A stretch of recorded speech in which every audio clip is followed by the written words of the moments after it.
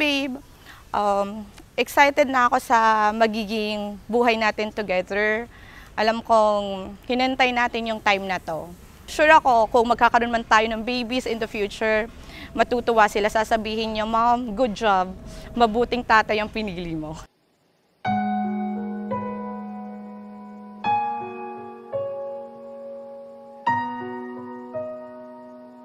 Mga kapatid, kayo'y kinakasal. And we know that marriage is not just a piece of paper. Marriage is a sacrament. Hindi madali. Why? Sapagkat ganito naman talaga ang pagsunod sa Diyos. Pagsunod sa kabanalan. Yung kasal na yung tinatahak ngayon ay buhay kabanalan.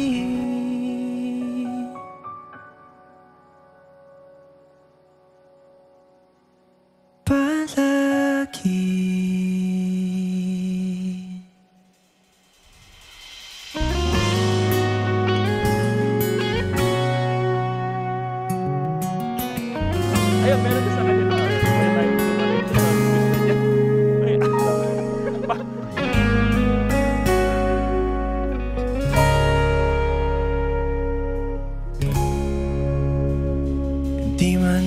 Hi, babe. I can still remember the first time we met. It was during a pandemic. Niyaya mo ako nun magsimba. At sinong mag-aakala sa simbahan na una tayong nagkita, doon din pala tayo ikakasal. We're very opposite in a lot of ways, but we complement each other. With you, I feel comfort and peace. Sigurado ako, kung buhay pa si Papa, di siya magdadalawang isip na ipagkatiwala niya ako sa'yo. Kasi makikita niya kung gaano ka kabuting tao. Babalik pa rin sa yakap mo. Dearest Joanne, eto na tayo. We are finally here, getting married for real. To promise to each other that we will always be here for each other. I realized how much I really love you. How incredible it is to have met you. Sana lang talaga na-meet kita much sooner. I wanted you to know how lucky and blessed I am dahil pinili mo ako at hindi kita bibiguin sa pagpili mo sa akin. Marriage is a sacrament. God, who is love, bestows His graces and blessings on you. Ganito sa kasal. Kaya nga, huwag na huwag kayong makakalimot sa Diyos. Sabi nga, it takes two to enter marriage, but it takes three to stay married. Laging kasama ang Diyos. Papasalamat ako kay Lord dahil pinagbigyan niya ako sa prayers ko. At dahil dun, masaya ako. I will always be here for you. With God as our center, we can make our goals and dreams come true. I love you, Joanne.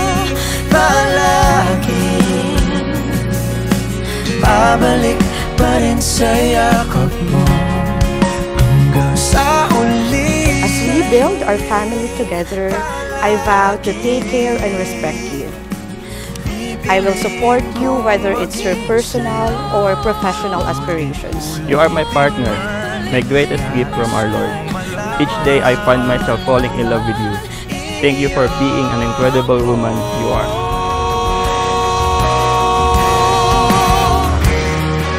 Sa pagdating ng ating pilak at ginto, Diamante may abutin, ikaw pa rin aking bituin, nagtatangi kong dalangin hanggang sa huling sigaw.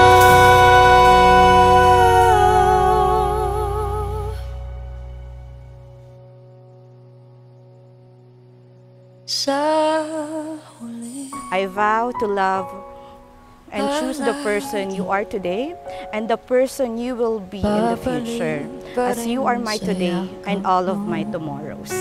Mahal sa huli, palagi. Adam and Joanne for the first time bilang mag-asawa. Adam, you may now kiss the bride.